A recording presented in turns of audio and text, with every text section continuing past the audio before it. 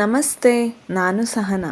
ಮಗನನ್ನು ಶಾಲೆಗೆ ಬಿಟ್ಟು ಬರಬೇಕಿದ್ರೆ ಮನೆ ಅಂಗಳದಲ್ಲಿ ಚಿಟ್ಟೆಯೊಂದು ಮಕರಂದ ಹೀರೋದನ್ನು ಕಂಡೆ. ಇರಲಿ, ಮಗಳು ಮಗನನ್ನು ಶಾಲೆಗೆ ಬಿಟ್ಟು ಬಂದಾಯ್ತಲ್ಲ, ಇನ್ನು ನನ್ನನ್ನು ಶಾಲೆಗೆ ಬಿಡು ಅಂತ ಹಠ ಮಾಡ್ತಿದ್ಲು. ನೀನೊಂದು ಸ್ವಲ್ಪ ದೊಡ್ಡ ಆಗು, ಆಮೇಲೆ ಬಿಡುವ ಅಂತ ಅವಳನ್ನು ಸಮಾಧಾನ ಪಡಿಸ್ತಾ ಇದ್ದೆ. ಆಮೇಲೆ ನೀನು ತಿಂಡಿ ತಿನ್ನಬೇಡ, ಹಾಗಾದರೆ ನನ್ನ ಜೊತೆ ಆಟಾಡ್ಲಿಕ್ಕೆ ಬಾ ಅಂತ ಅವಳದ್ದು ಮಾತುಕತೆ ಸಾಕ್ತಾಯಿತ್ತು. ಇಲ್ಲ, ಅಮ್ಮನಿಗೆ ಹಸಿವಾಗ್ತಿದೆ, ಆಮೇಲೆ ಆಟಾಡುವ ಅಂತ ಅವಳನ್ನು ಸಮಾಧಾನ ಮಾಡಿ ಬಂದೆ. ಮನೆಯಲ್ಲೆಲ್ಲ ಕೆಲಸ ಮುಗಿಸಿ ಆಫೀಸಿಗೆ ಬಂದು ಆಯಿತು. ಆಫೀಸಲ್ಲಿ ಕೆಲಸ ಮಾಡಿದ್ದು ಆಯಿತು. ಇನ್ನೇನು ಮನೆಗೆ ಹೊರಡಬೇಕು ಅನ್ನುವಷ್ಟರಲ್ಲಿ ಜೋರಾಗಿ ಮಳೆರಾಯ ಗಾಳಿ ಸಮೇತ ಹಾಜರಾಗಿದ್ದ. ಆಮೇಲೆ ಸಂಜೆ ಕಾಫಿಗೆ ಬೇಲ್ಪುರಿ ಮಾಡುವ ಅಂತ ಹೊರಟಿದ್ದೇನೆ ನೋಡಿ. ಪುದೀನ ಸೊಪ್ಪು ತಗೊಂಡಿದ್ದೇನೆ, ಅದನ್ನು ಚೆಂದ ಪೇಸ್ಟ್ ಮಾಡ್ಕೊಳ್ಳೋದು. ಆಮೇಲೆ ಉಪ್ಪು ಹಾಕಿ ಬೇಯಿಸಿ ತಣದ ಮೇಲೆ ಸಿಪ್ಪೆ ತೆಗೆದು ಹುಡಿ ಮಾಡಿಟ್ಟಂತಹ ಆಲೂಗಡ್ಡೆ ಆಯಿತಾ. ಆಮೇಲೆ ಈರುಳ್ಳಿಯನ್ನು ಹೆಚ್ಚಿಕೊಳ್ತಾ ಇದ್ದೇನೆ ನಾನಿಲ್ಲಿ.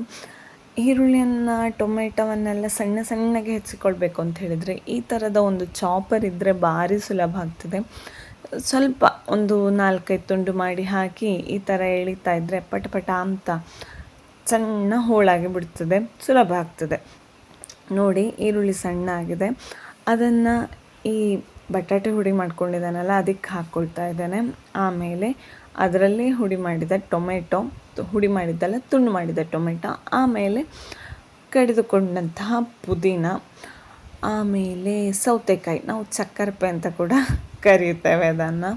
ಆಮೇಲೆ ಬೇಲ್ಪುರಿ ಚಟ್ನಿ ಅಂತ ಒಂದು ಸಿಗ್ತದೆ ಈಗ ಪೇಟೆಯಲ್ಲಿ, ಬೇರೆ ಬೇರೆ ಕಂಪೆನಿದೆಲ್ಲ ಸಿಗ್ತದೆ.